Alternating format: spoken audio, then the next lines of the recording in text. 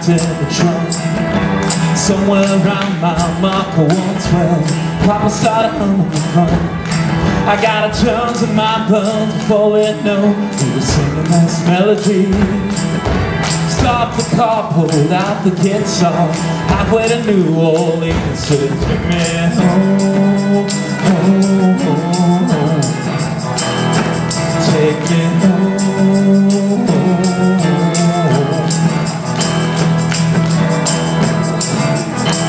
Could feel the sun about to rise when I realized we had nothing to fear. It's just me and my dad and a kid named Jay, making music that nobody would hear. Then the sun let up and split the night, spilling over our Jubilee. 10,000 cars by the side of the road, green balls the eyes can't see. So take me home, home, home. Take me home, home, home. Take me home, home, home. Take me home, home, home.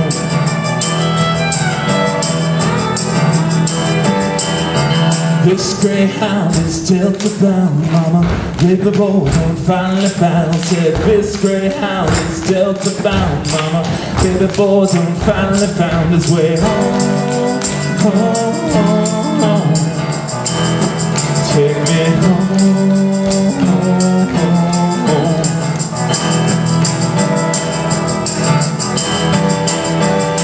I damn should have felt the groove like I was swimming in a sea of soul. The sun was rising and the day was hot, and we're all about to lose control.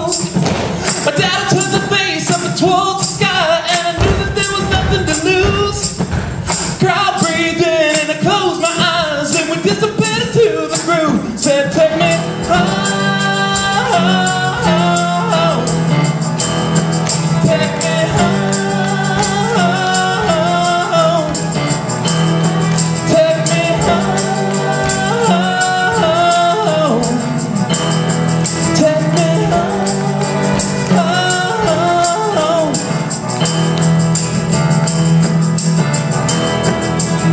Straight from water, straight from the water, children.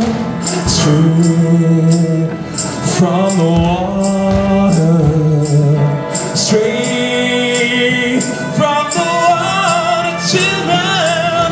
Straight from the water. You don't know nothing about this. Take me home, home. Take me home.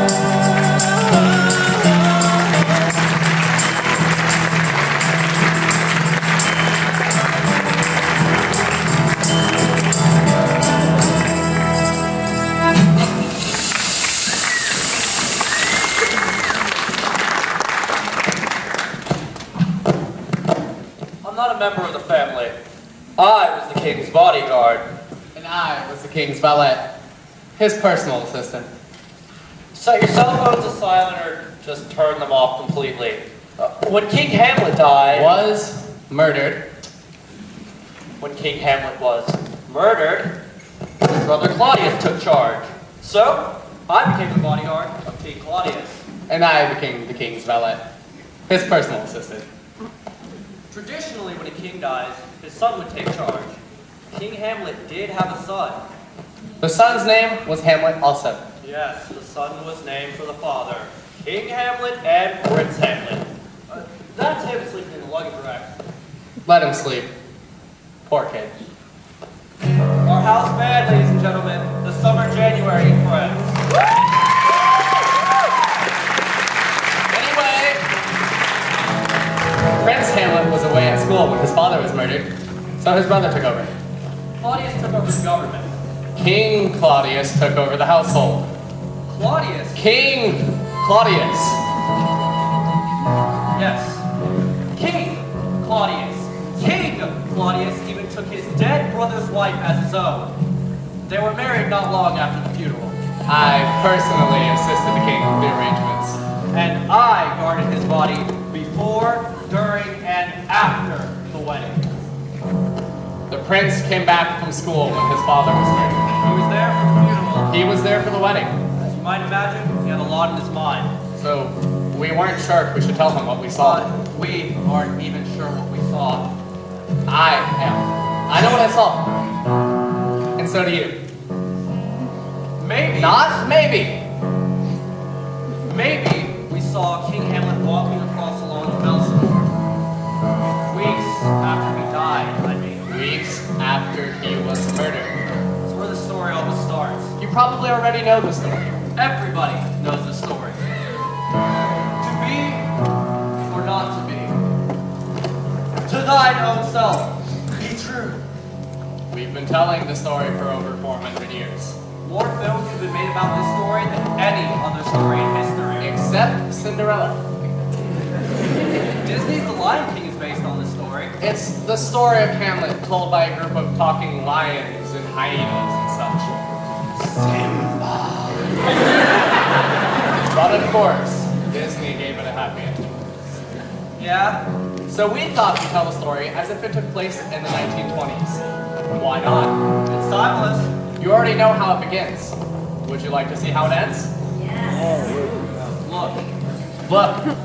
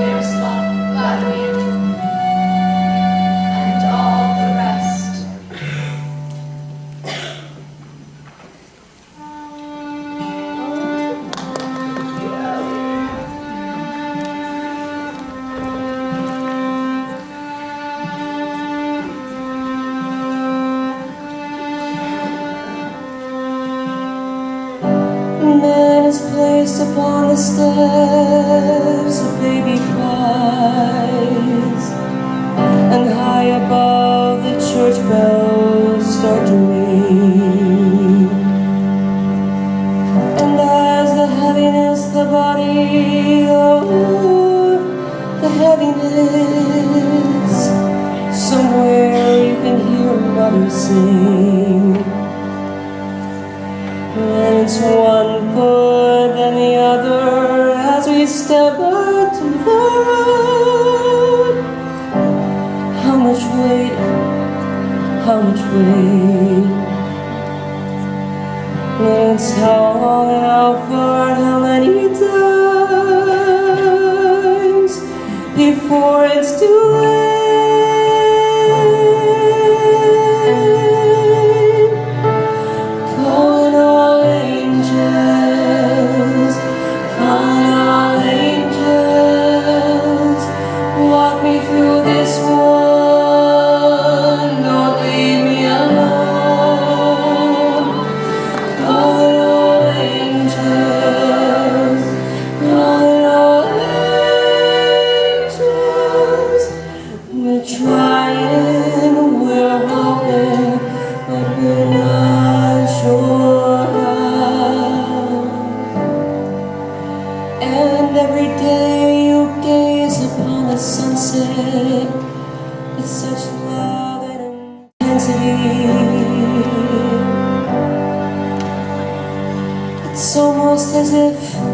It's almost as if you could only crack the code, then you would finally understand what this all means.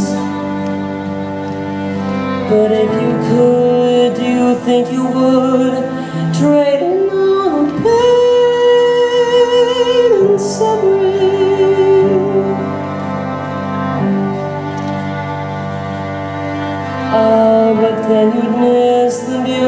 moonlight upon this earth, and the sweetness of holy day.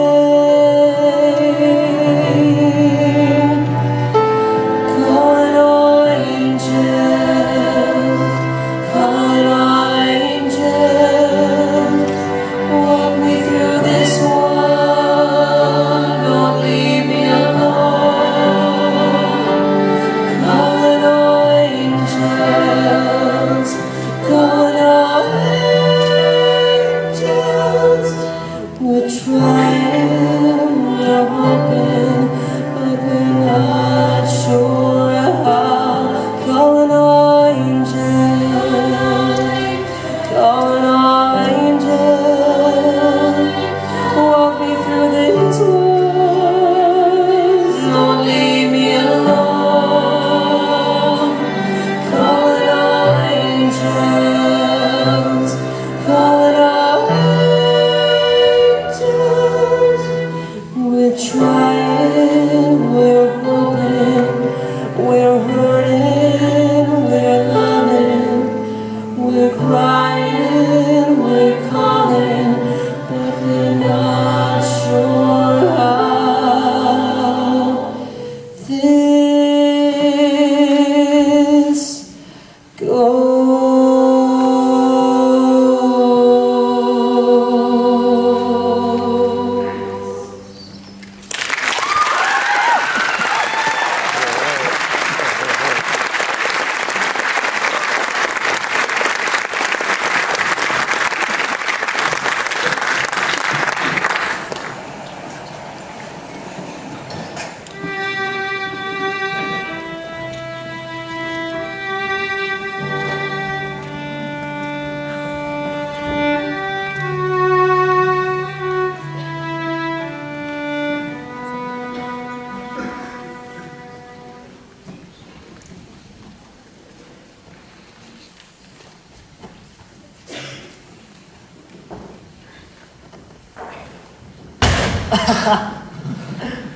Francesco, Horatio, Welcome, Marcellus.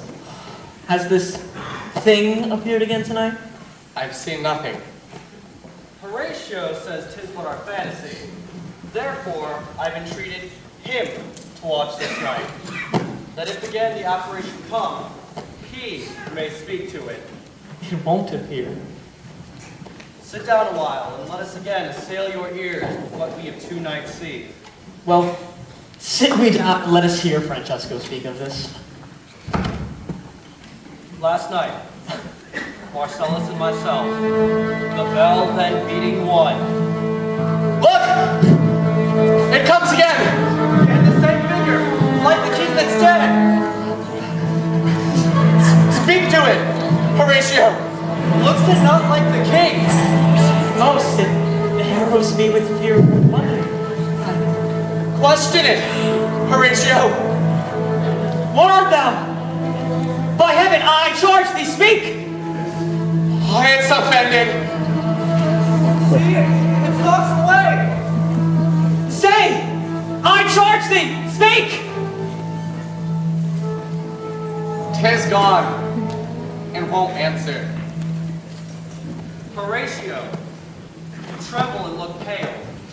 Isn't this something more than fantasy? I might not believe it without the true voucher of mine own eyes, Is it not like the king? as thou art to thyself. Stay! If thou hast any use of boys, speak to me! 'Tis gone. It was about to speak when the cock crew. Let us impart what we have seen tonight unto Hamlet, for upon my life this spirit unto us will speak to him.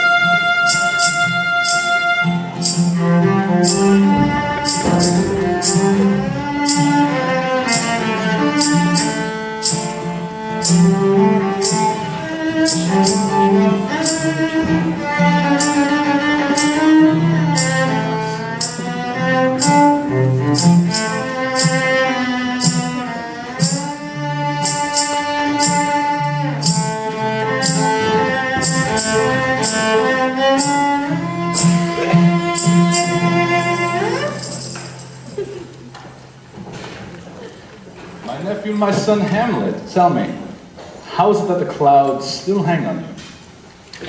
Not so, my lord, for I am too much in the sun. Oh, my dear Hamlet, do not forever seek for thy father in the dust, for thou knowest all lives must die, passing from nature to eternity.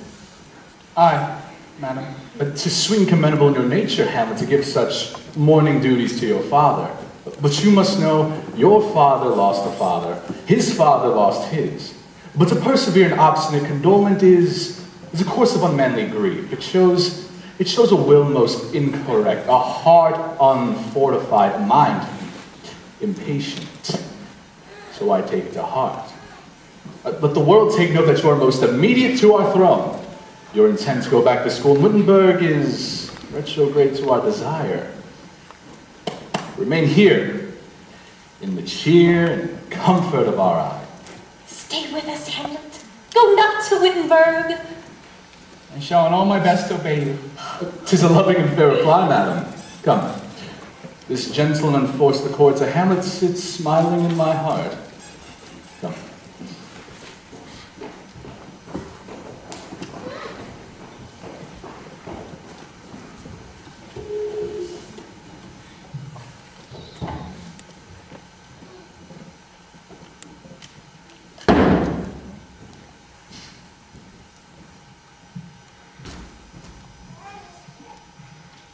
Oh, that this too solid flesh would melt, thaw, and resolve itself into a dew. Or that the everlasting does not fix its cannon against self-slaughter. Oh, God! God! How weary, stale, flat, and unprofitable seem to me all the uses of this world. That it should come to this! Not dead 2 months. Nay, not so much. Not 2. So excellent the king that was this, so loving to my mother. Heaven and earth, must I remember? She would hang on him as if an increase of appetite had grown by which it fed on. And yet, within a month, frailty, a nameless woman, a little month, before those shoes were old with which she followed my poor father's body, tears! Why, she, even she, a beast would have mourned longer. Married with my uncle, my father's brother, but no more like my father than I am to Hercules. Within a month she married. Oh, most wicked speed to post with such dexterity to incestuous sheets. It cannot, nor will not come to good. Break my heart, or I must hold my tongue.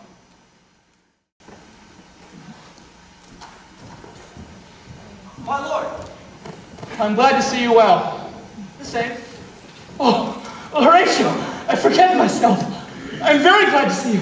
But what brings you from Wittenberg? I came to see your father's funeral.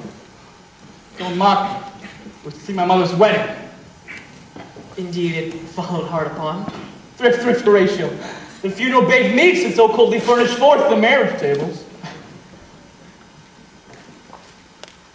Horatio, methinks I see my father. Where? In my mind's eye, Horatio. He was a good king. He was a man. I shall not look upon his like again. I think I saw him yesterday. Who? The king, your father. The king, my father? For God's love, let me hear. 2 nights together, Marcellus and Francesco have been thus encountered. A figure like your father appears before them and goes slow by them, whilst they, distilled almost to jelly with the act of fear, stand dumb and speak not to him. This to me in dreadful secrecy in part they did, and I with them the 3rd night kept the watch where the apparition comes. I knew your father. Did you speak to it? I did, but answer made it none. It is very strange. Hold you the watch tonight. We do. I would I had been there. It would have much amazed you. I'll watch tonight. Perchance it walks again. Warrant it will. If it assumes my father's spirit, I'll speak to it. Though hell itself should gape and bid me hold my peace. Whatsoever shall have tonight, give it understanding, with no tongue. Oh, my father's spirit in arms. All is not well when the night would come. Till then, sit still, my soul. Foul deeds will rise, though all the earth should overwhelm them to men's eyes.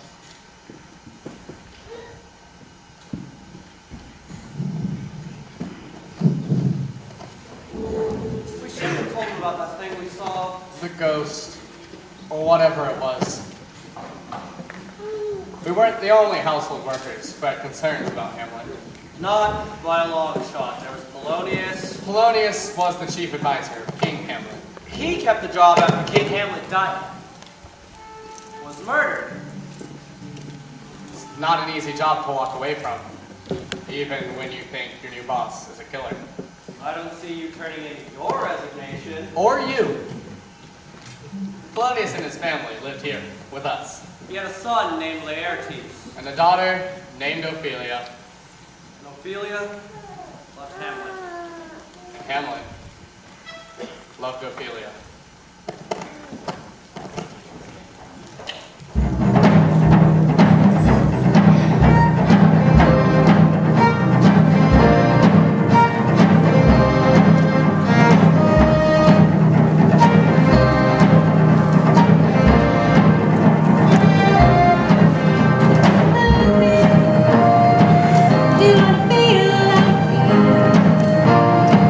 Do you wanna know that it doesn't hurt me?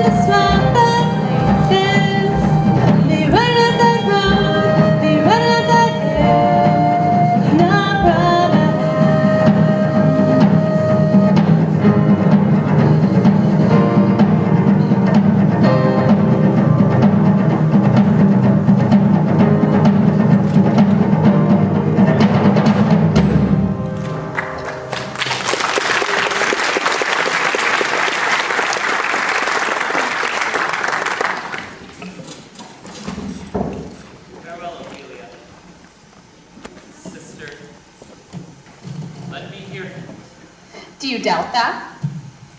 For Hamlet, and the trifling of his favor, hold it a fashion and a toy of blood, not permanent, sweet, not lasting.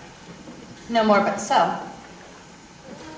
Perhaps he loves you now. You must fear his will is not his own, for he is subject to his birth. For on his choice depends the safety and health of this whole state. He says he loves you, that play with loss your honor may sustain. You lose your heart, or your chaste treasure to him.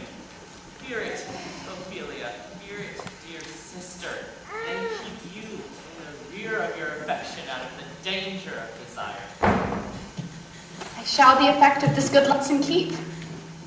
But my brother, do not, as some ungracious pastors do, show me the steep and thorny way to heaven, while like a reckless libertine himself the path of dalliance treads.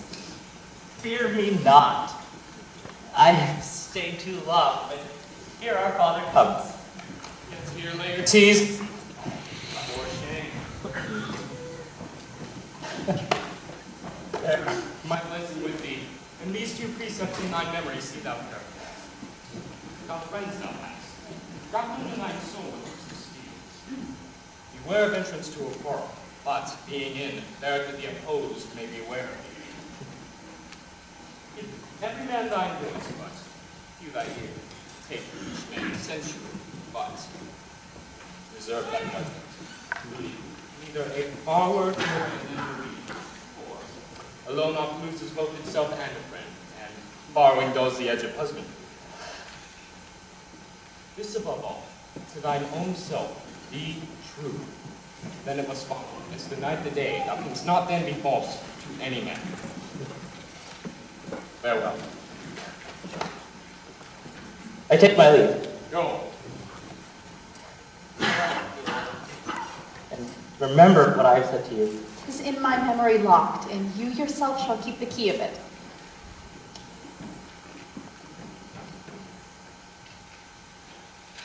Farewell. What is it he has said to you? Something touching Hamlet. He has very often of late given private time to you, and you of your audience have been most free and bounteous. What is between you? Give me the truth. He hath made many tenders of his affection to me. Affection? And do you believe these tenders, as you call them? I don't know what I should think. He hath importuned me with love in an honorable fashion, Fashion, you may call and it. hath given countenance to his speech with almost all the holy vows of heaven. Do not believe his vows. I would not, from this point forth, have you speak or give words with Hamlet. I shall obey.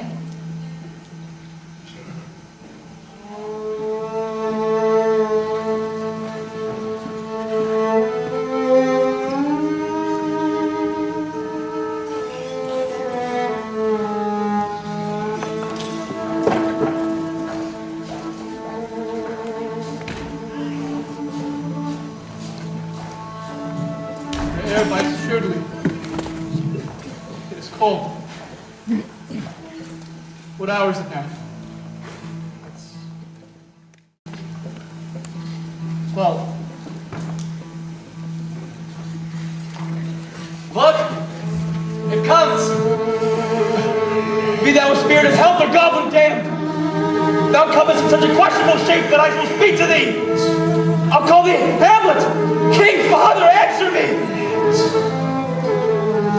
It beckons you to go away with it alone. Don't go with it! No, by no means. I won't speak. I'll follow it. Don't. Why? What should be the fear? Wave me forth. I'll follow it. No! Don't rule up your hand. Go. Unhand me. My fate cries out. Still I am called. By heaven, like a ghost wind that lets me. Let's follow. Something rotten in the state of Denmark. Heaven will direct it. Let's follow him.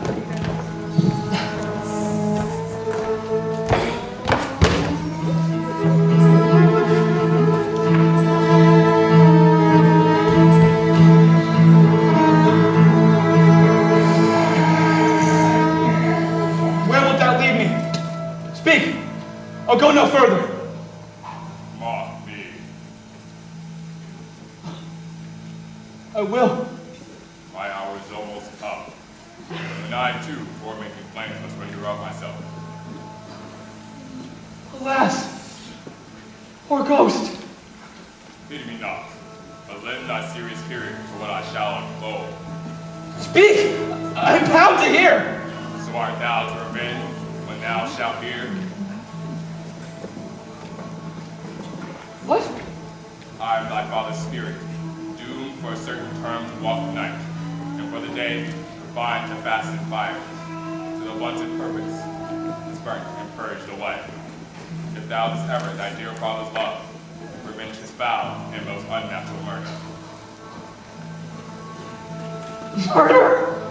Murder most foul, as in the best it is, but most foul, straight, and unnatural. Haste me to know it, so I may sweep to my revenge.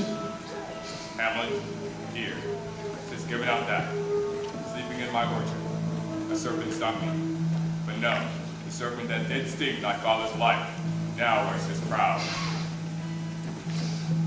Oh, my prophetic soul. My uncle! I, that adulterer beast stolen will see me virtuous queen, but breathe, let me be.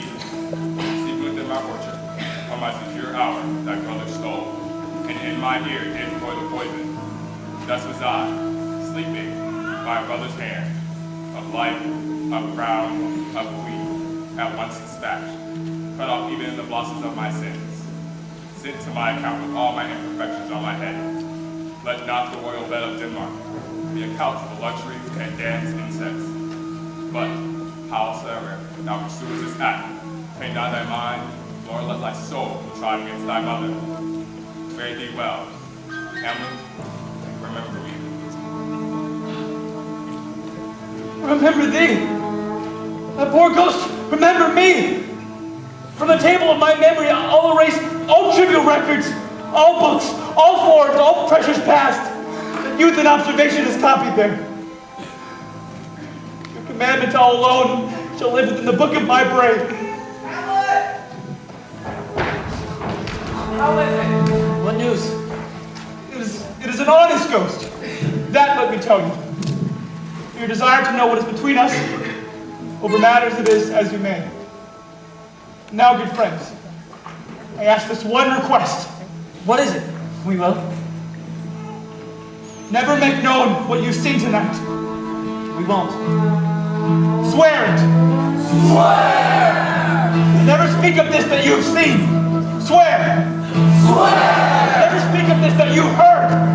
Swear. Swear! This is strange. There are more things in heaven and earth, Horatio, than are dreamt of in your philosophy. So grace and mercy at your most need help you. Swear! Swear! Rest, turbid ghost. The time is at a joint. Curses fight that ever I was born to set it right. Come, let's go together.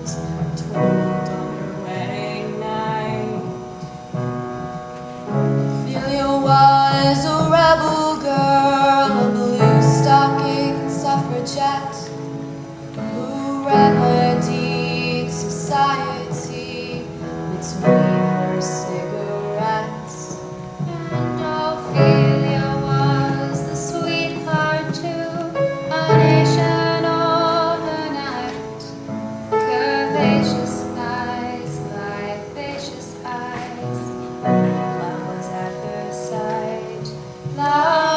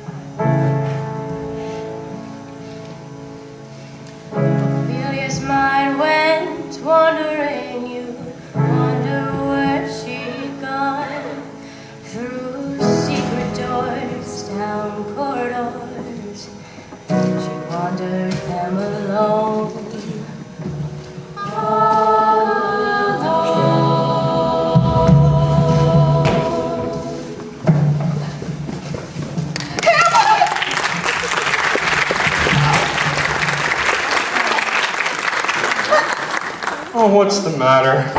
I've been so afraid. With what in the name of God? Hamlet, with a look as if he'd been loosed out of hell to speak of horrors. Mad for thy love? Before me. Mad for thy love? I don't know. Truly, I do fear it. What said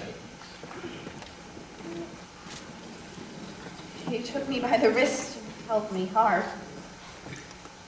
Then goes up all the length of my arm as to draw me. Long stayed he so, and at last he let out a sigh so piteous and so profound as it did seem to shatter his bulk and end his being. That done, he lets me go. Have you given me any harsh words of late? No, but as you did command, I did repel his letters and denied his access to me. That made him mad. I'm sorry. I feared he did but trifle, and meant to wreck me. Oh, come, go into the king. He must know of this.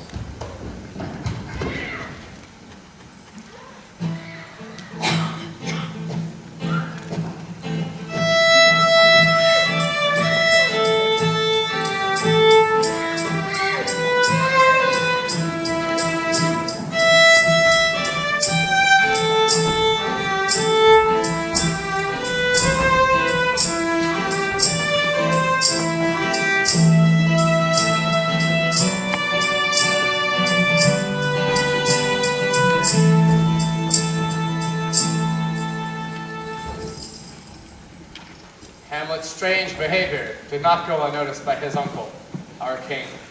Nothing goes unnoticed by King Claudius. The king and queen were disturbed to see Hamlet seemingly descend into despair, bordering on madness. So, they did what all good parents do. They hired his friends to spy on him. Lunch is on! Lunch is on!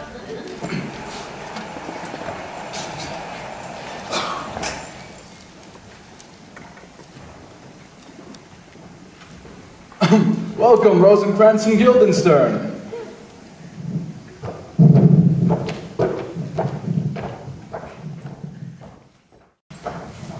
Something have you heard of Hamlet's transformation more than his father's death?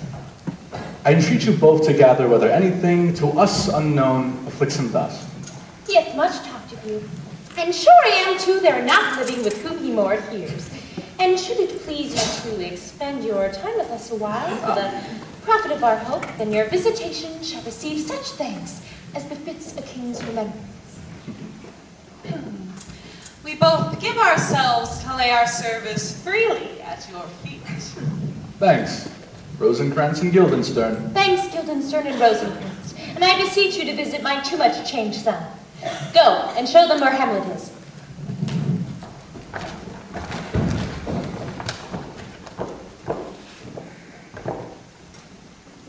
I believe I found the very cause of Hamlet's lunacy. I doubt it is no other but the main, his father's death and our over-hasty marriage. I'll be brief. Your son is mad. Mad. My daughter, in her duty and obedience, hath given me this. To my soul's idol, my most beautified Ophelia, in her excellent white bosom, etc. Came this from Hamlet to her. Doubt thou that the stars are fire, doubt that the sun doth move, doubt truth to be a liar, but never doubt that I love, oh dear, Ophelia. But how has she received his love? What do you think of me? As of a man faithful and honorable. I would fain prove so. But what might you think if I had seen this hot love on the wing? What might you think if I had looked upon this love with idle sights? What might you think? No, I went to work, and to my young mistress thus did I speak. Lord Hamlet is a prince, out of thy star. This must not be. And that she should lock herself from his resort, admit no messengers, receive no tokens. This done, she took my advice. And he fell into a sadness, and into a fast, then into a weakness, and into the madness wherein which now he raves and we all mourn for. Do you think 'tis this? It may be. Very likely. I'll maybe try it further. You know, sometimes he walks 4 hours together here in the lobby. So he does indeed. At such time, I'll loose my daughter unto him. Be you and I behind an arras then, mark the encounter, whether he love her or not. We'll try it.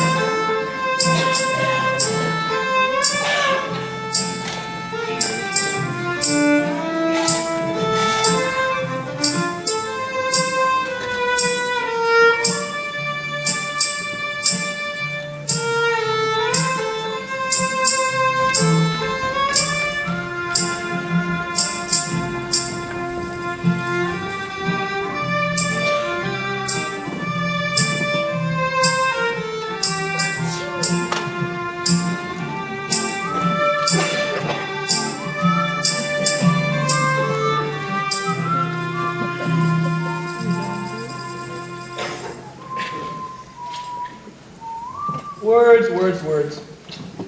What's the matter? Between who? I mean, the matter with which you read. Well, it says here that old men have gray beards and that their faces are wrinkled and they have a plentiful lack of wit. All which, though I powerfully and potently believe, yet hold it not honest to thus set down.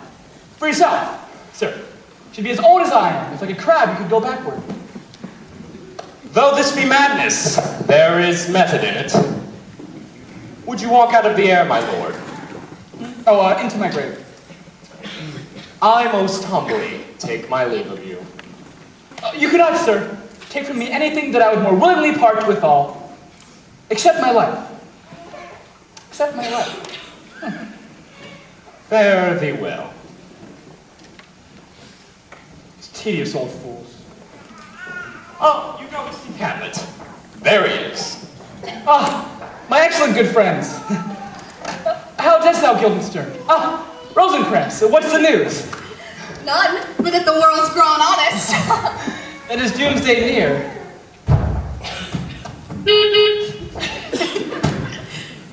But your news is not true. Let me question more in particular. What have you, good friends, had the good fortune that she sent you to prison? Prison, my lord? Aye, Denmark to prison. That is the world one. A good one, in which there are many dungeons, Denmark being one of the worst. We think not so. Why then 'tis none to you, but whether it's neither good or bad, thinking makes it so. To me it is a prison. Why then? Your ambition makes it one. 'Tis too narrow for your mind. What makes you an Elsinore? To visit you, no other occasion. Were you, not called for? Come, deal justly with me. Speak. What should we say? You were sent for. You have a kind of confession in your looks which you haven't craft enough to color. I know the king and queen have sent for you. What a piece of words, man. How noble in reason. Man delights not me. No, nor does woman neither. Though by your smiling you seem to say so. There was no such stuff in my thoughts. Then why'd you laugh then when I said man delights not me?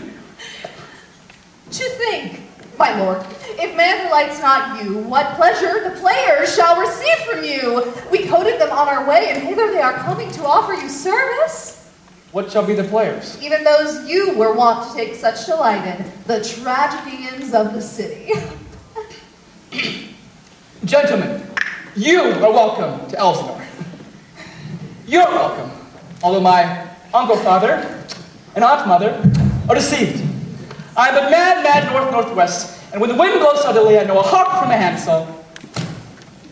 I have news to tell you. I'll leave you tonight. Follow him. You're welcome to Elsinore.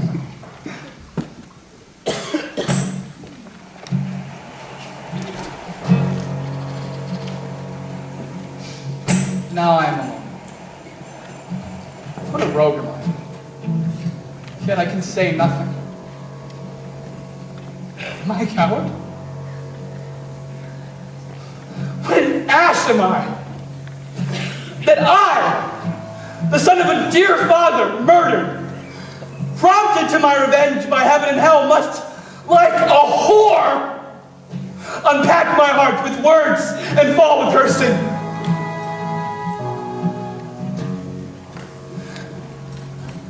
I've heard that guilty creature sitting at a play, by the very cunning of the scene, been struck so to their soul, which presently they have proclaimed their malfaction. For murder, they would have no tongue, to speak with most miraculous order.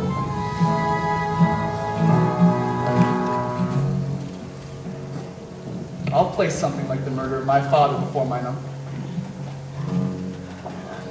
I'll watch his looks.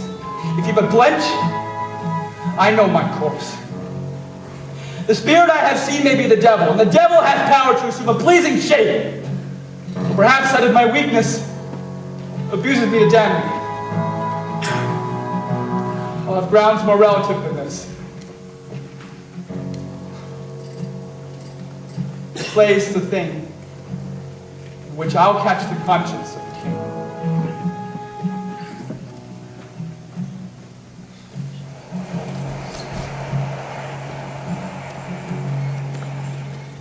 And can you get from him why he puts on this dangerous lunacy?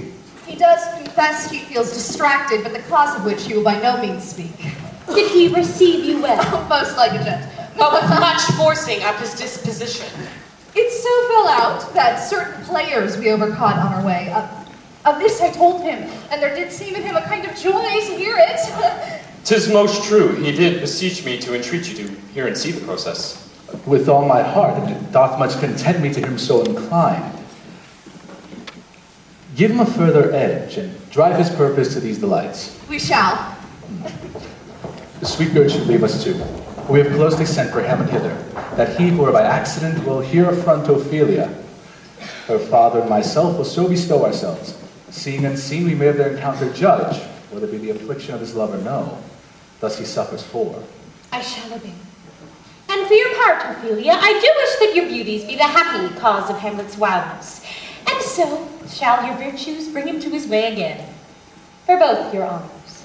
Madam, I wish it may. Hamlet will come soon. My lord, let us withdraw.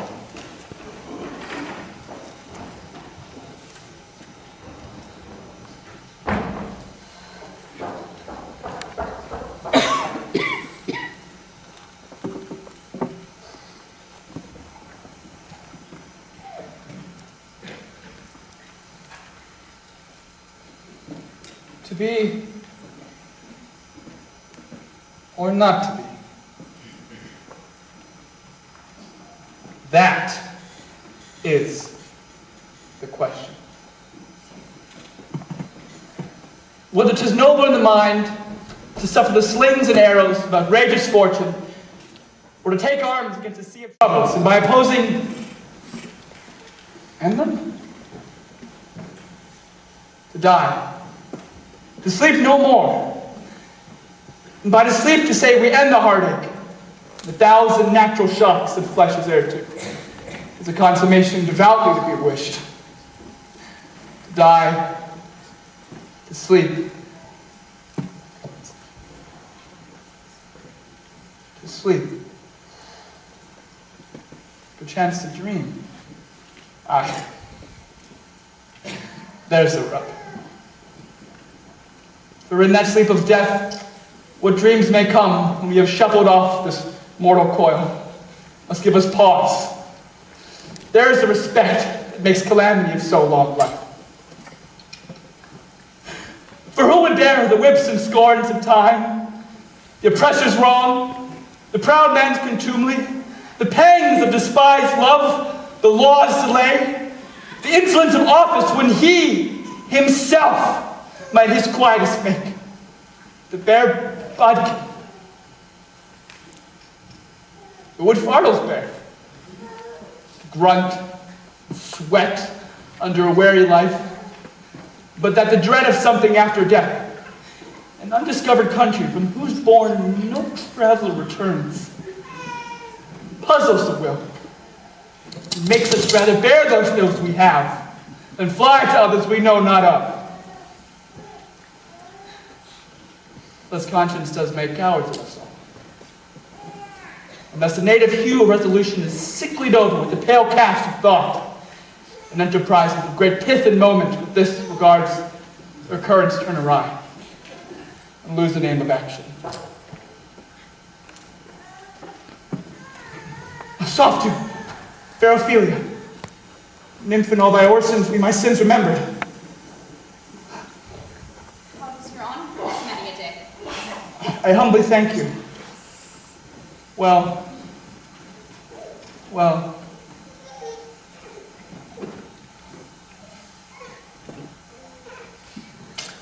I have remembrances of yours that I've long longed to redeliver. I pray you now receive them.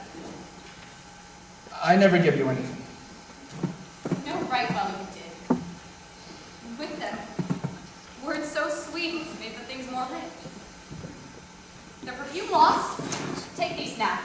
Rich gifts wax form and givers prove unkind.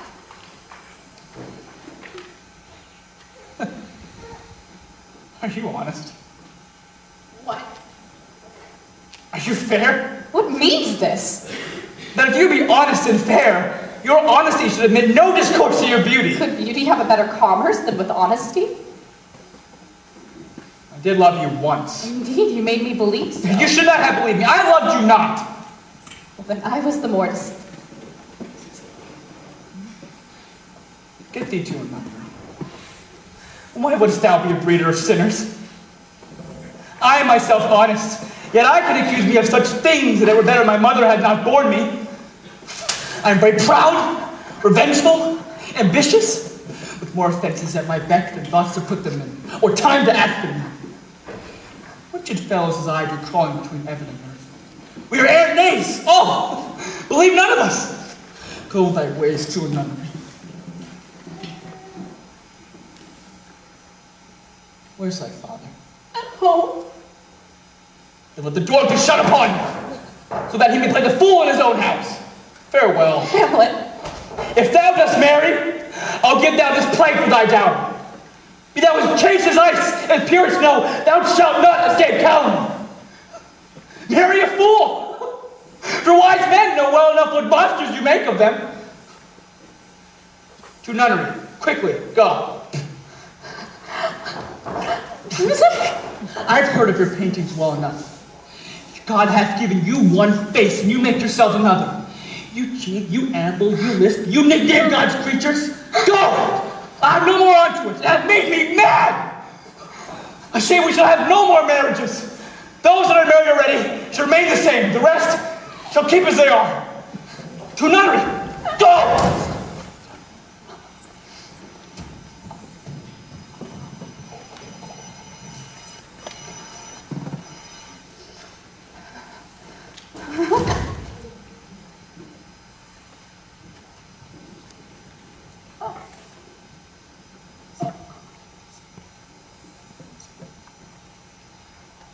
woe is me. To have seen what I have seen. See what I see. Love, his affections do not that way tend, nor what he spake, though it lacked form a little, was not like madness. What think you on it?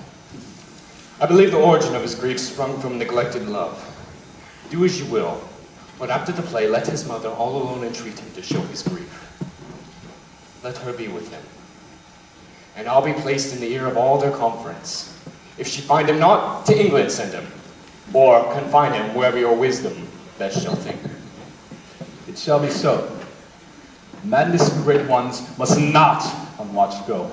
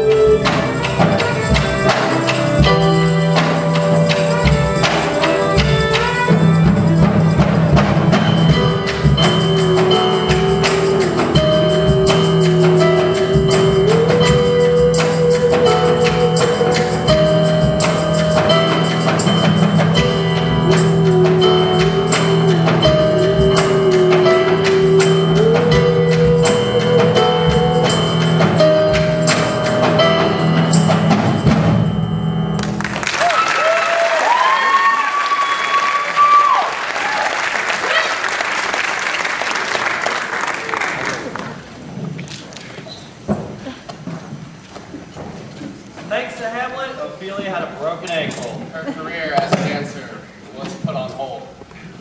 That night, a troupe of performers came to the mansion to provide entertainment for yet another party.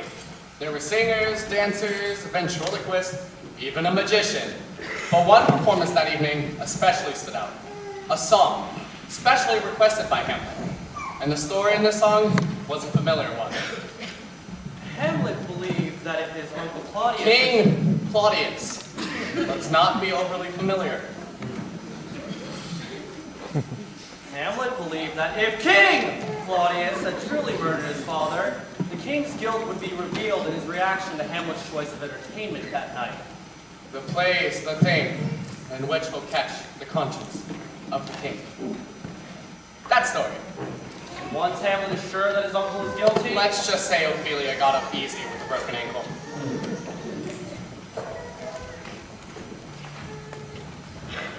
Will the king hear this piece of work? And the queen too.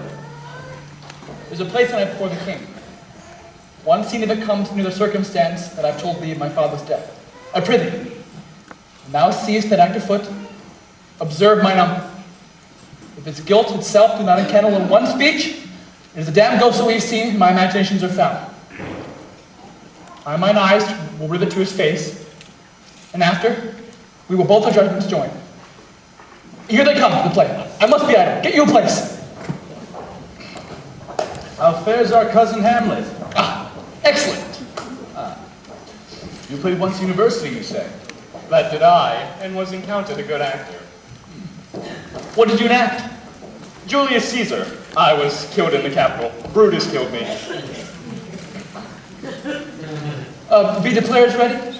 There's lamp on your patron. My dear Hamlet, come sit by me. No, good mother. Here's metal more attractive. Oh, do you mark that?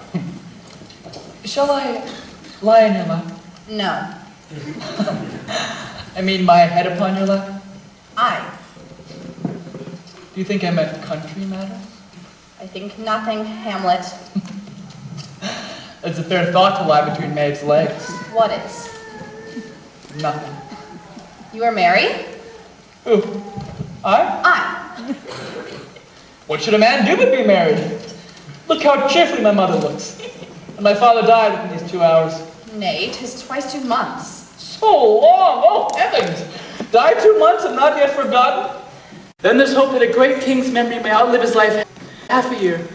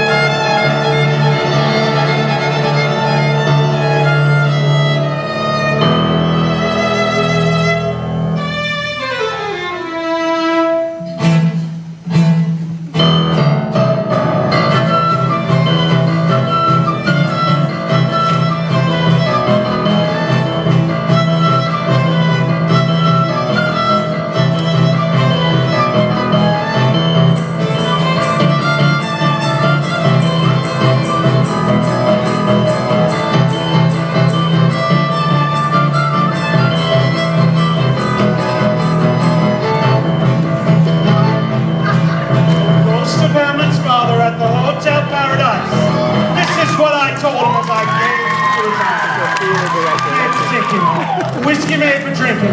If we were made a cellophane, we'd all get stinking drunk much faster. No, some ladies never sang all the doo-dah-dee. No. Gone run all night, gone run all day. Camptown ladies never sang all the doo-dah-dee. No.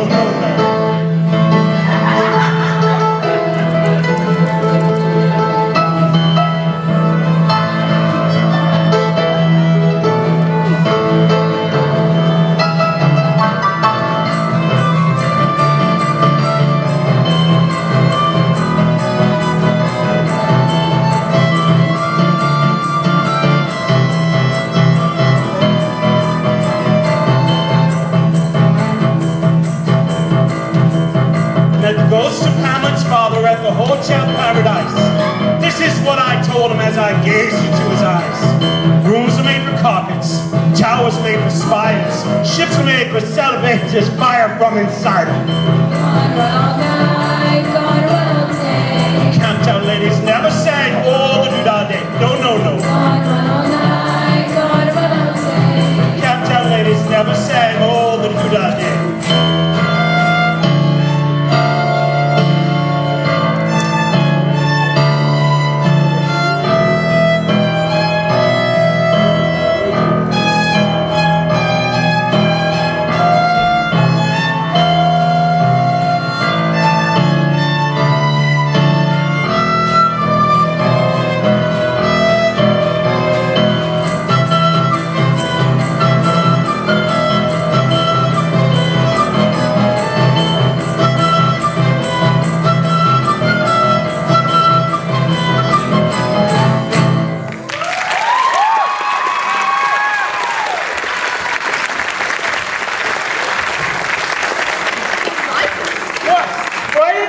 Give me some light!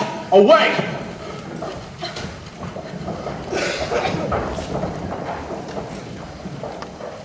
Horatio, I'll take these ghosts' word. Did it receive? I did note him.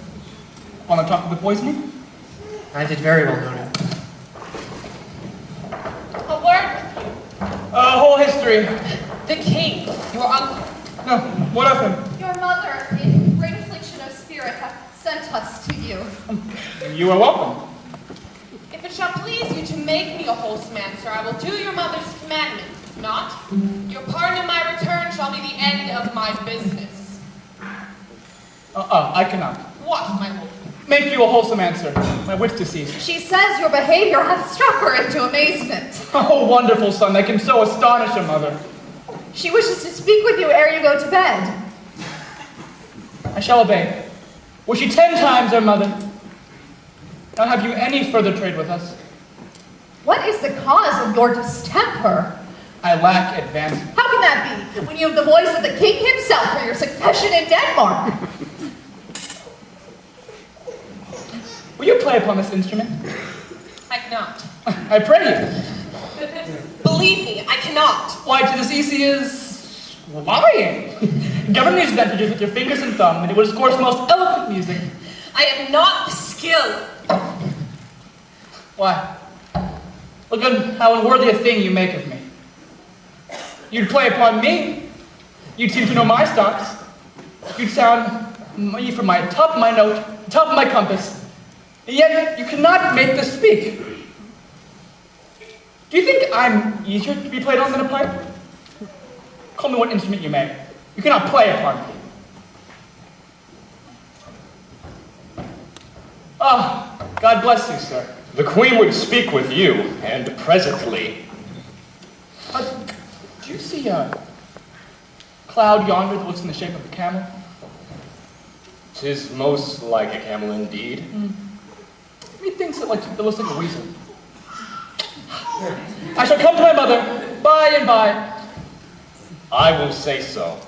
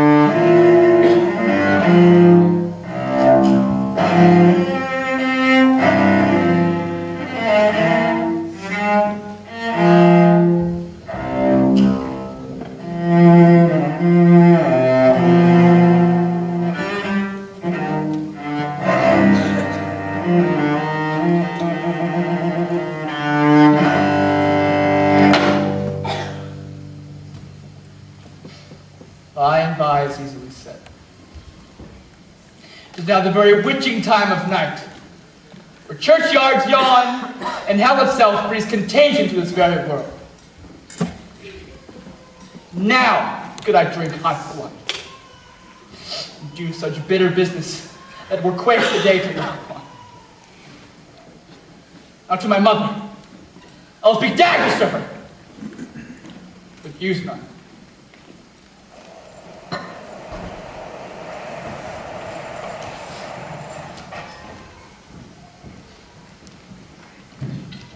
I like him not, nor stands it safe to let his madness rage.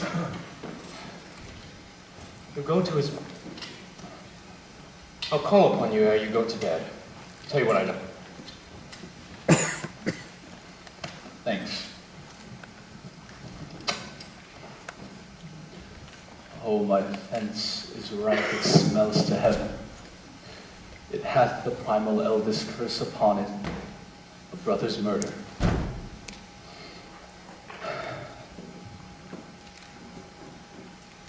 Pray can I not? My stronger guilt defeats my strong intent. What if this cursed hand were thicker than itself in brother's blood? Is there not rain in the sweet heavens to wash it white as snow? My fault is past, but what form of prayer can serve my turn? Forgive me my foul murder. I cannot be. I am still possessed by the effects for which I did the murder. My crown, mine own ambition, and my queen. May one be pardoned and retain the offense.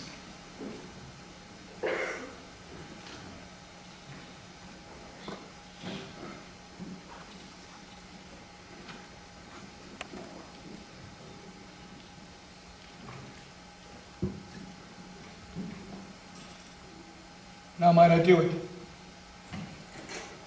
Now he's plain, and now I'll do it. And so he's sent to heaven. So I'm revenged. The villain kills my father, and for that, I, his sole son, be the same villain sent to heaven. Well, this is higher in salary. Not revenge. Took my father grossly, full of bread. His crimes broad blown, as flush as May. No. Up sword. Now thou more horrid hent. He is drunk with sleep, or in his rage, or in the incestuous pleasures of his bed, at gaming, swearing, or some other act that has no relish of salvation in it, then I'll trip him, so that his heels may kick to the heavens, and his soul be damned and black as hell, whereto it goes.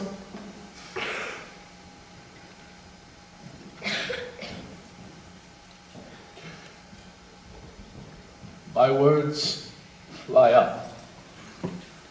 My thoughts remain below. Words without thoughts never to heaven go.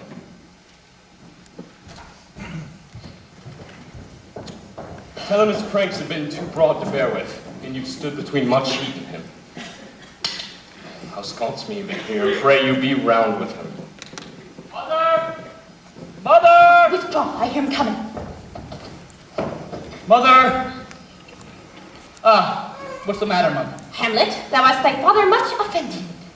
Mother, you have my father much offended. Now come, you answer with an idle tongue. Go, Mother, you question with a wicked tongue. Hamlet!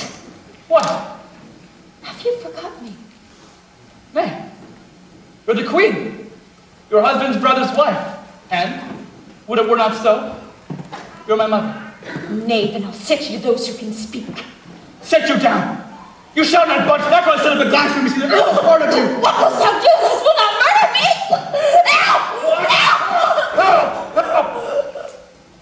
How now? A rat!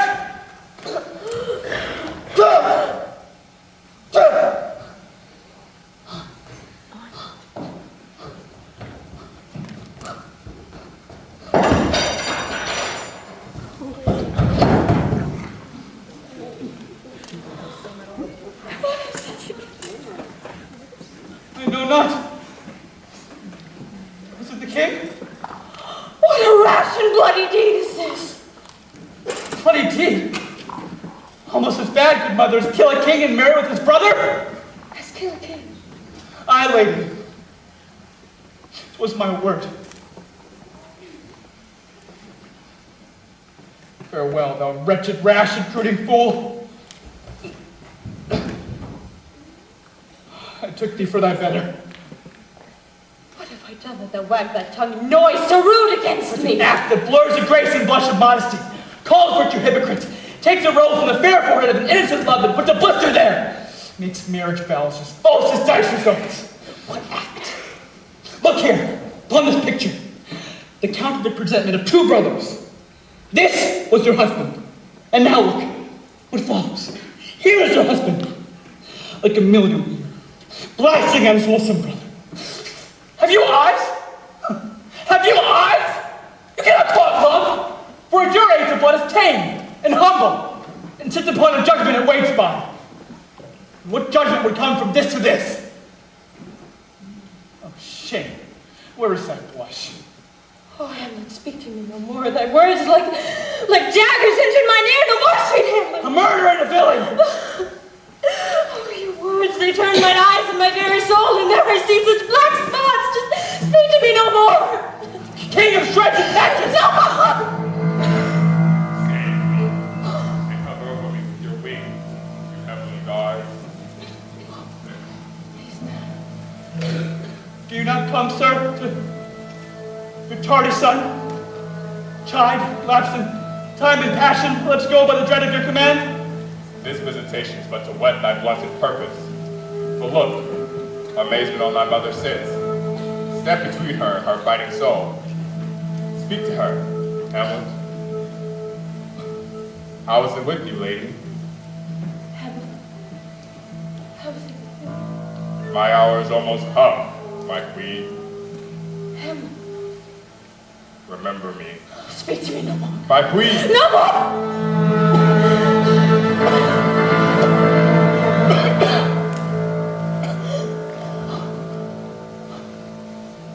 Look how pale he glares. To whom do you speak this? Do you see nothing there? No, nothing but ourselves. Nor nothing do you hear? No, nothing at all. What? Look where it steals away. My father, look where to it goes. This is not madness that I have uttered. Oh, Hamlet, thou hast cleft my heart in twain. And throw away the worst part of it, and live pure with the other half.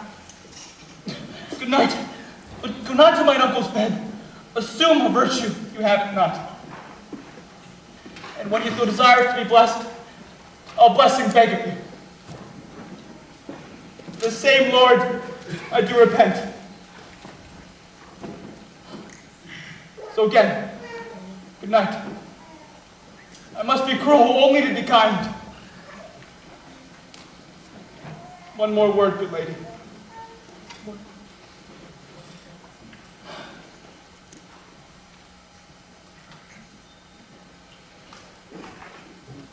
I'm not in madness, but mad in craft. I must to England. You know that? I forgot. This man shall set me packing. I'll lug his guts into the neighborhood. Indeed, this counselor is now most still, most silent, most grave. It was in life a foolish knave. Come, sir, to draw an end towards me. Good night, mother.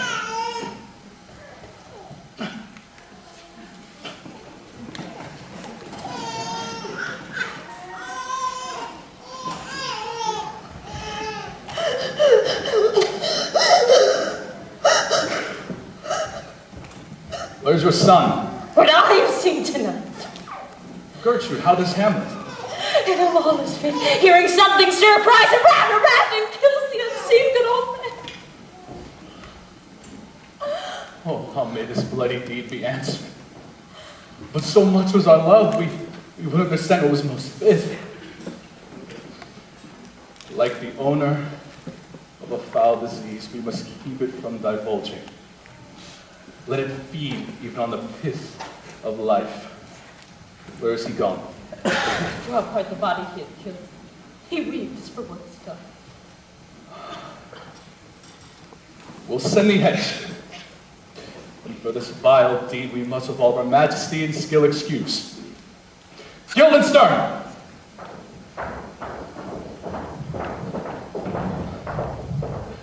Hamlet and Melendez hath Polonius slain.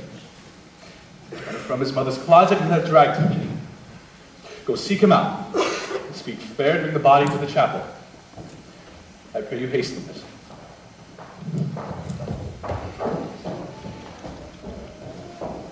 Come, Gertrude. We'll call up our wisest friends and tell them both what we mean to do and what is in time to be done. Hamlet! Hamlet! Here they come. What have you done with the dead body? Safely stowed. Tell us where it is, that we may take it to the chapel. Don't believe it? Believe what? That I can keep your conscience and not mine own. Besides, it can be demanded of a sponge. Take you me for a sponge. Aye, that soaks up the king's rewards with authorities. But such officers as this do the king's best service in the end, and when he needs what is gleaned, it is but squeezing you. And sponge? Shall you be dry again? I understand you not. Hamlet, you must come with us to the king and tell us where the body is. The body is with the king, but the king is not with the body. Come, take me to him.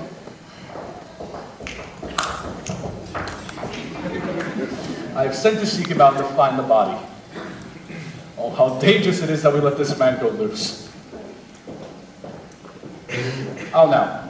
Would that be fallen? The body is bestowed, we cannot get from him. Bring him before us. Guildenstern! Hamlet, where's Polonius? At supper. At supper where? Not where he is eating, but where he is eaten. A certain convocation of politic worms are eating at him. Your worm is your emperor for diet. We fat all creatures to fat ourselves. We fat ourselves to fat maggots. Your fat king and your lean beggar, but variable service. Judicious, but to one table. That's the end. What does that mean by this? Nothing, but to show you how a fat king may go across this through the guts of a beggar. Where is Polonius? In heaven. If your messenger do not find him there, then seek him in the other place, yourself. Do you not find him within a month, you shall smell him as you go upstairs to the lobby. Go seek him there. You'll stay till you come. Hamlet, for thy sake, we must send thee hence with fiery quickness. Therefore prepare thyself. The ship is ready and everything is bent for England. For England! Aye, Hamlet. Good. So is it. If thou only knew our purpose. But come, for England. Farewell, dear mother. Thy loving father, Hamlet. Mother. Mother is father. Father is mother. Mother is man and wife. And man and wife is one flesh. And so, farewell, dear mother. For England!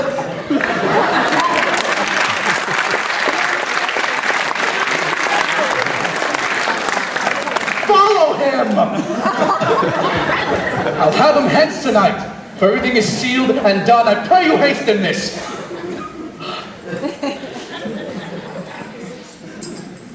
And England, thou mayest not coldly set our sovereign process, which imports it full by letters congruing to that effect, the present death of Hamlet. Do it, England. For in my blood he rages. And thou must cure me. Till I know, 'tis done.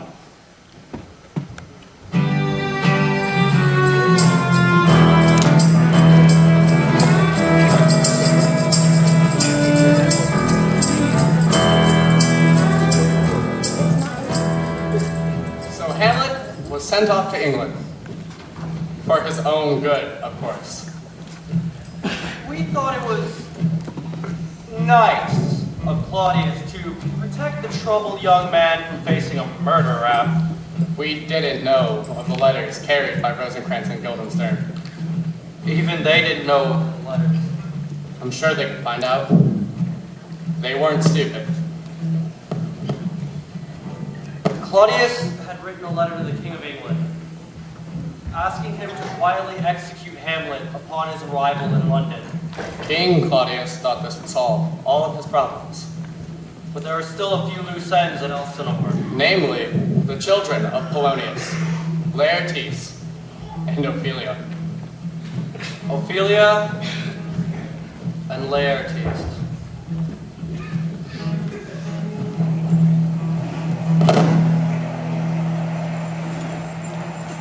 I will not speak with her. Her mood needs to be pitied. What would she have? She speaks much of her father, says she hears there's tricks in the world.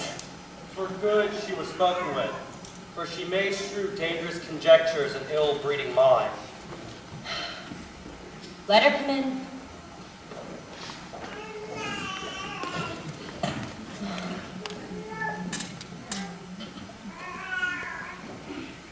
Where is the beauteous majesty of Denmark? How now, Ophelia?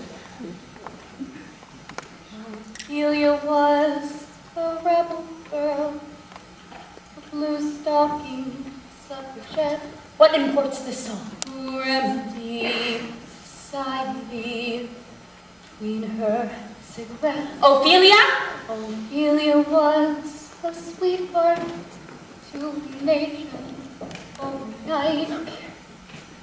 Vivacious eye, vivacious eye. Love was at first sight. How do you, pretty lady? Let us have no words of this.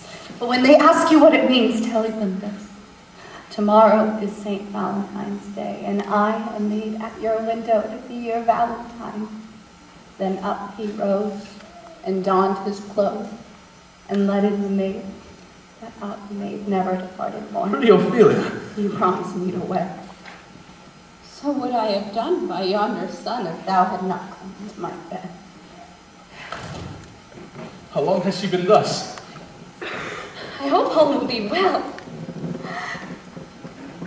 We must be patient. But I cannot choose to weep, to think that they should lay him in the cold, hard ground. My brother shall know of this. And so I thank you all for your good counsel. Come, my coach. Good night, sweet ladies. Good night, good ladies. Good night. Good night. Follow her close, I pray.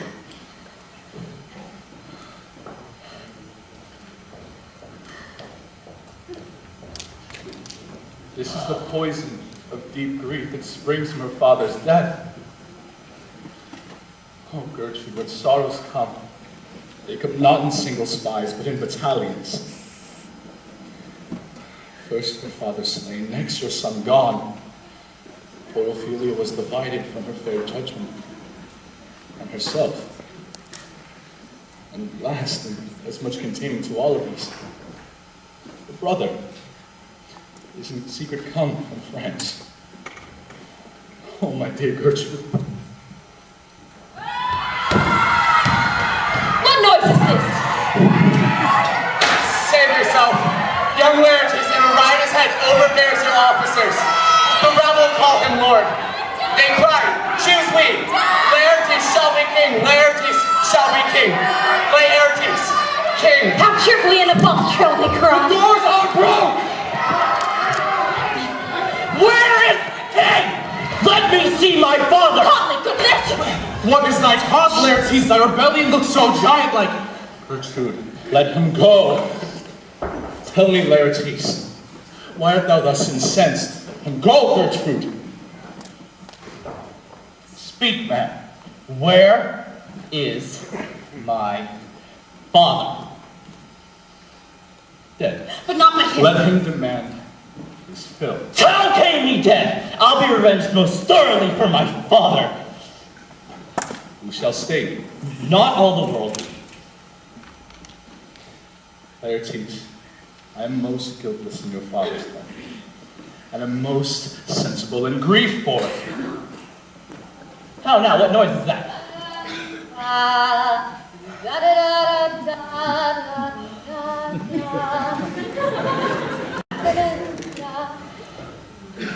Sister. Fare you well, my dove. Ophelia.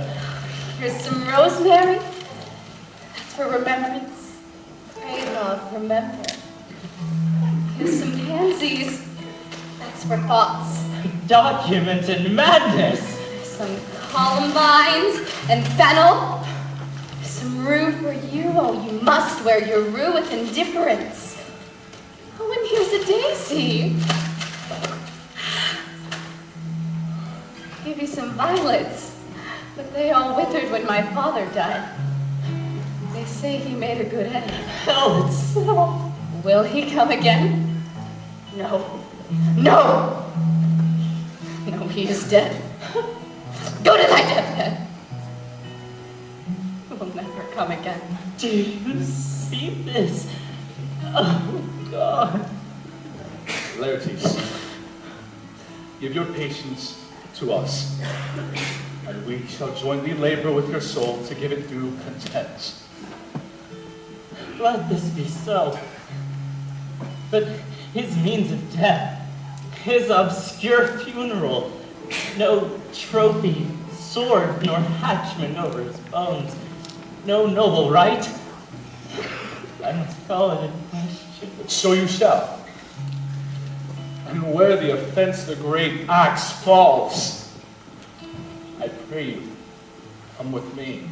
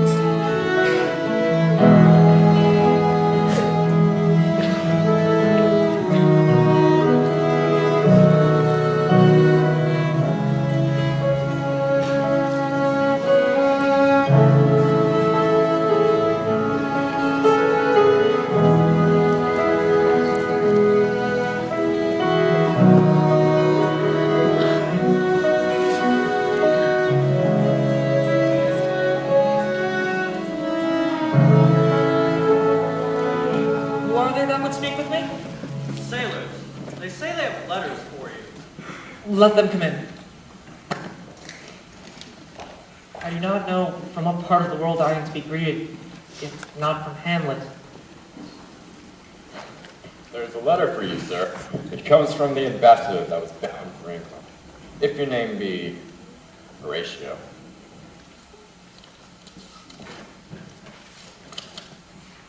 Horatio, give this fellow some means to the king. He has letters from him.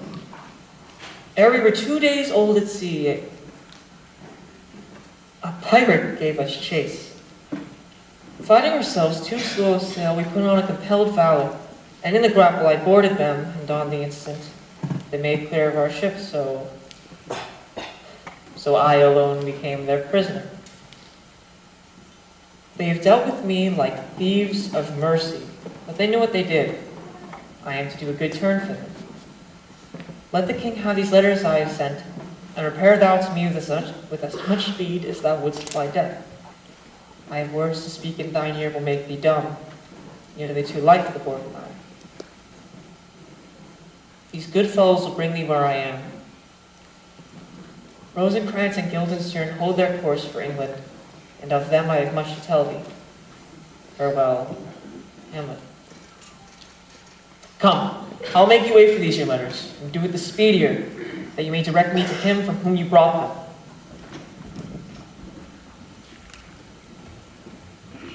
them. You must put me in your heart for friend. He which hath your father slain pursued my life. Well appears.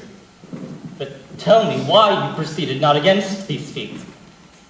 For two special reasons. The queen, his mother, looks almost by his looks, and she's so conjunctive to my life and soul that as the star moves not but in his sphere, I cannot by her. The other motive being the love the general gender bear him. And so have I, a noble father lost, a sister driven to desperate terms, but my revenge will come. What news? Letters from Hamlet. This to you, and this to the Queen. From Hamlet? Who brought them? Sailors, they say. I saw them not. They were given to me by Horatio. Laertes, you shall hear them. Leave us. High and mighty, you shall know that I am set naked upon your kingdom. Tomorrow I shall beg to see your kingly eyes when I recount the occasion of my sudden and strange return to Hamlet. What should this mean? Or all the rest come back? Let him come. It warms the very sickness in my heart. If it be so, Laertes, will you be ruled by me? Aye. If he be now returned, I will work him to an exploit which he shall not choose but fall. And for his death, no wind of blame shall breathe. Even his mother shall call it accident. Laertes, was your father dear to you? Why ask you this? Not that I think you didn't love your father, but to the quick Hamlet comes back, well, what should you undertake? Show yourself, your father's son, indeed more than words. Cut his throat in the church. No. Revenge should have no bounds. But, good Laertes, keep within your chamber. Hamlet return shall know you are come home.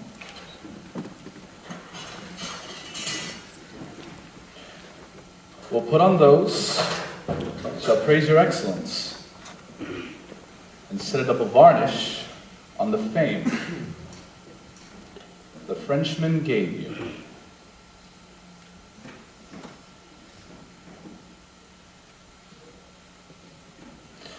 We'll bring you both and find together and put a wager on your heads. He, being remiss and generous from all contriving, will not peruse the foils, so that with ease or little shuffling, you may choose a sword unbaited, and in passive practice requite him for your father.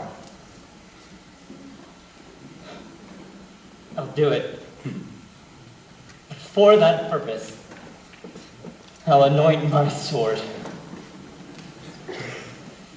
I bought an unction of a mountebank, so mortal, but that dip a knife in it, where it draws blood, none can save the thing from death that is but scratched withal. I'll touch my point with this contagion, so that if I gall him slightly, it may be death. Let's further think on this. Weigh what convenience both time and means may fit us to our shape. If this should fail or our drift look through our bad performance, 'twere better not essayed. Therefore, this project should have a back or second that might hold if this should blast in proof. Let me see. Put a wager on your cunnings. I have it. When in your motion you are hot and dry, and he calls for drink, I'll have prepared him a chalice, whereupon but sipping, if he by chance escape your venom, our purpose may hold there. How now, sweet queen? One will but to tread upon another's heel. So fast they fall. Laertes, your sister is drowned.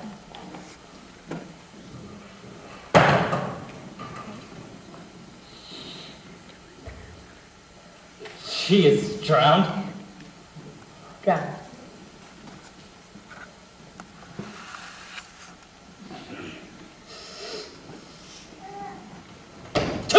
of water hast thou, poor Ophelia. And therefore I forbid my tears. How much I have done to calm his rage! Come, so give it start again. Let's follow.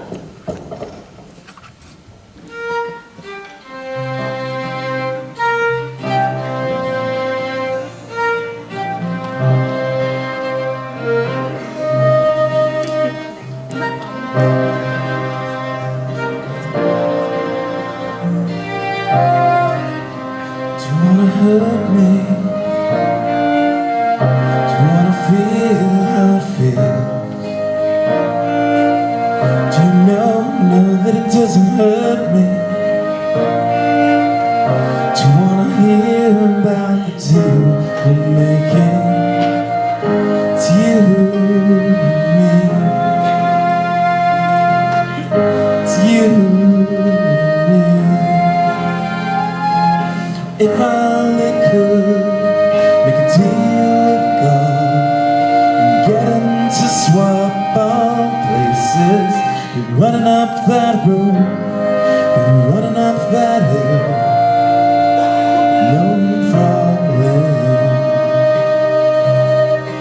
If I only could.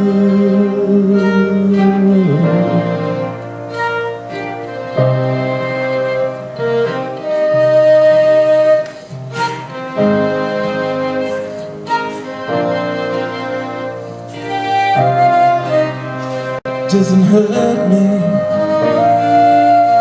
Do you wanna see me put unaware you're tearing me asunder. There's thunder in our hearts. Is there so much hate for the ones we love? Tell me we both matter, don't we? It's you and me.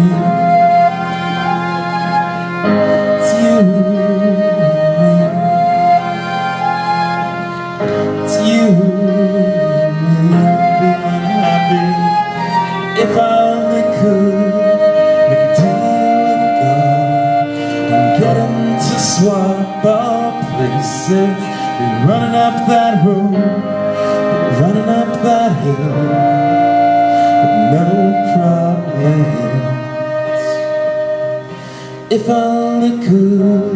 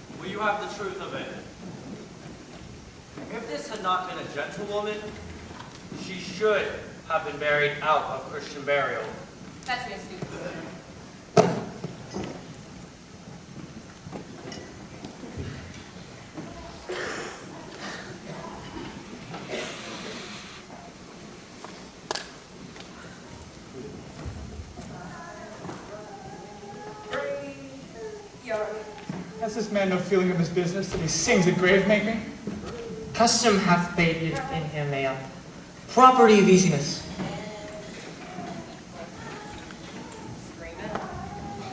Let's go had a tongue in it. I could sing once. Got the errant knave jowls it to the ground, as if it were Cain's jawbone that did the first murder. Oh, there's another. Why may not that be the skull of a lawyer? Where be his cases, his tenures, his tricks? Why would he suffer this rude knave to knock him about the sconce with a dirty shovel and not tell him of his action of battery? I will speak to this fellow. Whose grave is this? Mine, sir. For what man dost thou dig it for? For no man. For what woman, then? For no woman neither. Who is to be buried in it? One that was a woman, sir. Rest her soul. She's dead. A lawless man lie on the earth ere he rot. Well, here's the skull now. This lain in the earth 3 and 20 years. Yeah, whose was it? Go right. King Chester. This? Yes, gave him that. Let me see. Alas, poor Yorick. I knew him, Horatio. Fellow of most infinite jest, excellent fancy. He hath borne me on his back 1,000 times. So how bored to my imagination it is. Here hung those lips that I've kissed I know not of. Where be your jibes now? Your gambols, your songs, flashes of merriment, or what to set the table roar? Not one now to mock at your own grinning?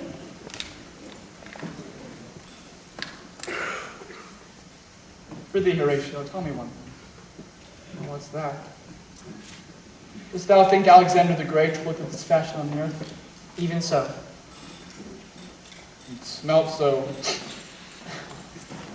Even so, my lord. To what base uses may we return? Why may not the noble dust of Alexander follow until they find it stopping the bungle? 'Twere to consider it too curiously to consider so. No faith, not a jot, but to follow thither with modesty enough and likelihood to lead it. As thus, Alexander died. Alexander was buried. Alexander returneth into dust. Dust is earth. Earth we make loam, and why, whereto that loam is converted, might he not stop a beer barrel? Imperious Caesar, dead and turned to clay, might stop a hole to keep the wind away. Oh, that earth, she kept the world in awe. She'd patch a wall to expel the winter flaw.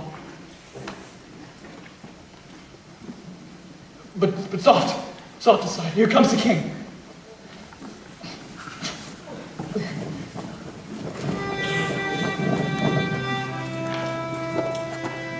Courtiers, the queen, who is this they follow?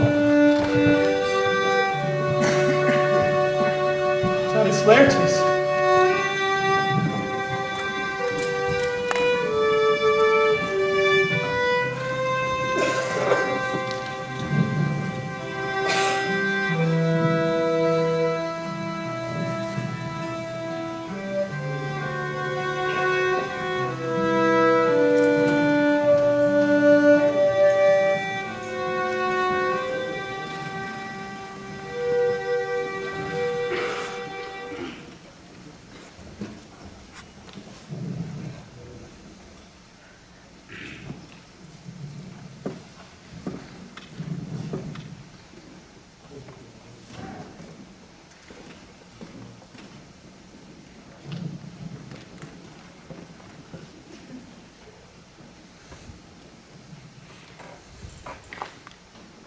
What ceremony else?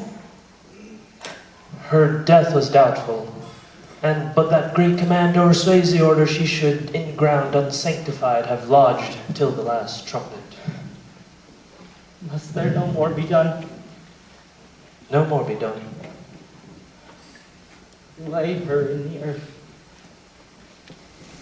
and from her fair and unpolluted flesh may violets spring. What? The fair Ophelia. Sweets to the sweet farewell. I'd hoped thou wouldst have been my Hamlet's wife.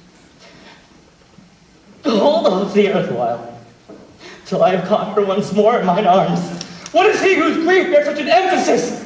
This is I, Hamlet! The devil take my soul! Hold up thy fingers! Lock them asunder! Hamlet! Hamlet! I'll fight thee upon this theme until my eyelids no longer wag. What theme? I loved Ophelia. 40,000 brothers could not, the quantity of love, make up my sum. What wilt thou do for her? Oh, he is mad, For the Laertes. love of God, for Mary. Show me what thou wilt do. Weep, fight, fast, tear thyself, eat a crocodile? You come here to whine? To outface me by jumping in her grave? He is mad. Be getting quick with her, and so am I. Why must you use me thus? I loved you once. I love you no more. Cat will mew. The dog will have its day. Horatio, follow him!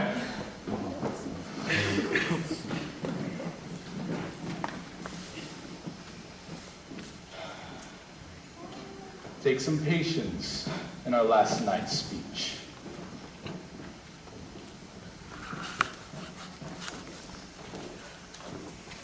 And Gertrude, put some watch over your son.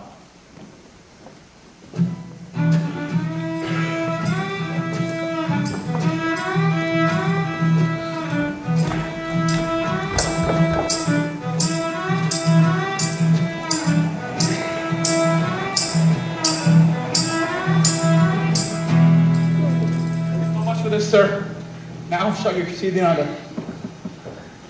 Do you remember the circumstance? Remember it? My uncle's letter to England, carried by Rosencrantz and Guildenstern. Up from my cabin in the dark, groped I to find out them. Had my desire, and withdrew into mine own room. My fears forgetting manners, to unseal their commission, or I found Horatio. An exact command that my head should be struck off. Is it possible your uncle wrote this? Here's a commission. Read it more at your leisure. Hold out here how I did proceed. I beseech you. Sat down. Devised a new letter. Wrote it fair. Wilt thou hear what I wrote? I? That the King of England should put the bearers to sudden death. So Rosencrantz and Guildenstern go to death. Hey, they made love to this employment. They're not near my conscience. Their defeat does by their own insinuation grow. It must be shortly known to him from England what is the business there. It will be short. The interim is mine. Peace. Who comes here? Welcome back to Denmark. Thank you, sir. Sir, His Majesty hath laid a great wager on your head. Sir, this is the matter. Newly has come to court Laertes. What imports the nomination of this gentleman? Of Laertes. Of him, sir. I know you are not ignorant of what excellence Laertes is. What should be his weapon? Rapier and dagger. That would be two of his weapons. Sir, the king had wagered that within a dozen passes between yourself and him, he shall not exceed you 3 hits, and it would come to immediate trial if you'd vouchsafe the answer. How if I answer no? I mean, my lord, the opposition of your person in trial. Then let the foils be brought, and the king hold his purpose. I will win for him, and I can. If I cannot, I'll lose nothing but shame and the odd hits.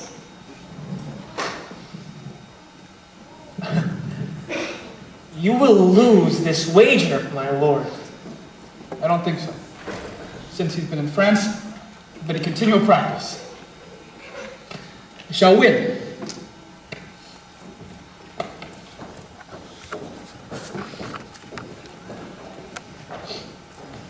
Hamlet, come.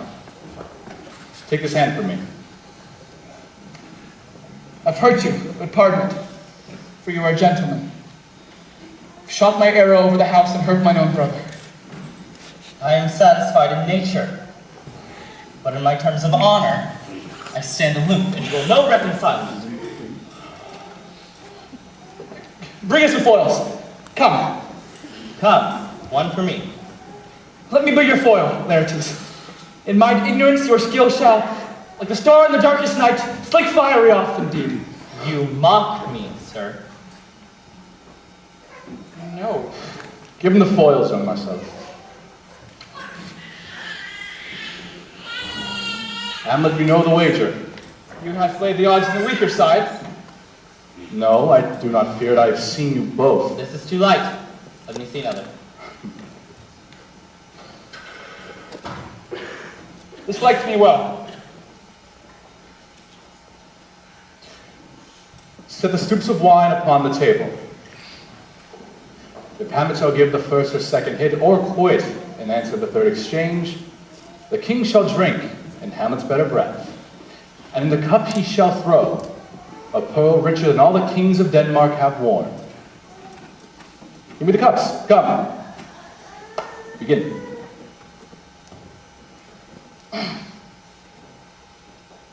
Come, sir. Come, my lord.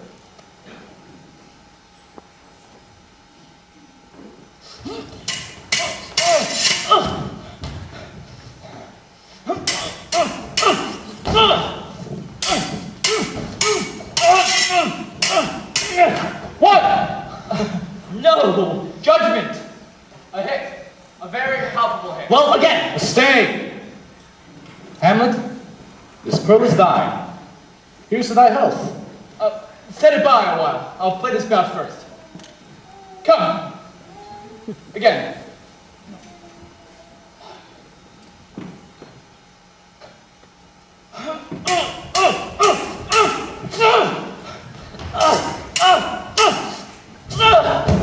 Another hit! What say you? A touch, I do confess. Our son shall win. He spat in scanty breath. Here, Hamlet, take my napkin and rub thy brow. The queen carouses to thy fortune, Hey, Hamlet. madam. If the guards do not drink! Oh, I do. I pray you pardon me. This is the poisoned cup. It is too late. I'll hit him now. And yet 'tis almost against my conscience. Come. For the third.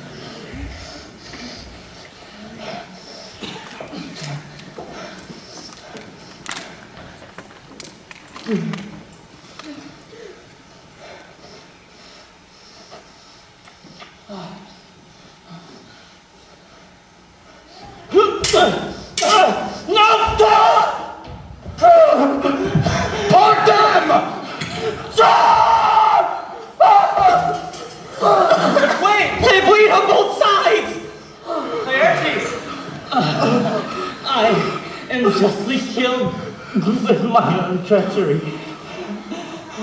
What does the queen? She swoons to see them bleed. No, it isn't true. Oh, me dear Hamlet, it isn't true.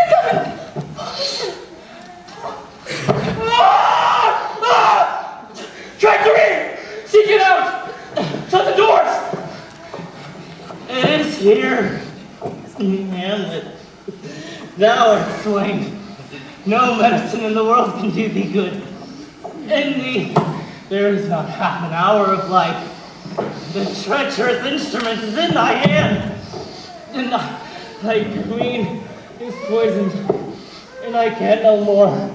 The king for the life of the horse, and venom, and poison to thy heart.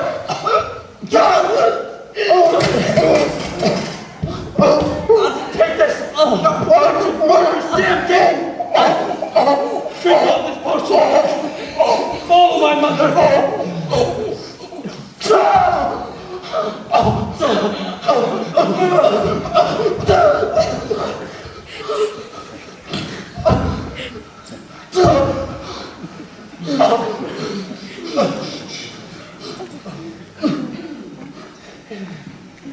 He is justly killed.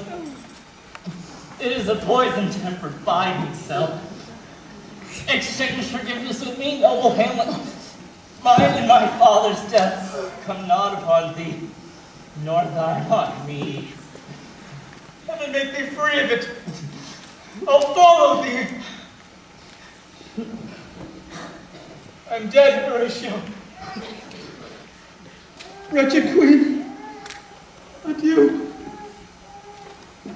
Horatio, I am dead.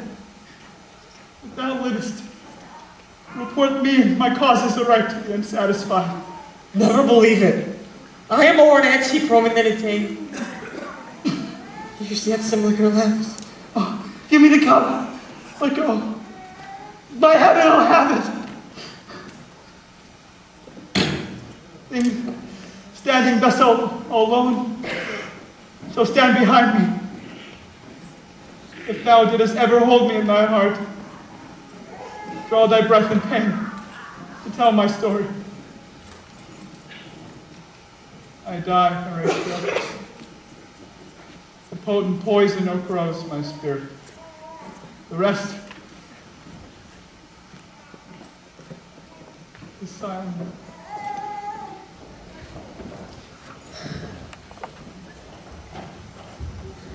Good night, sweet prince. And flights of angels sing thee to my rest.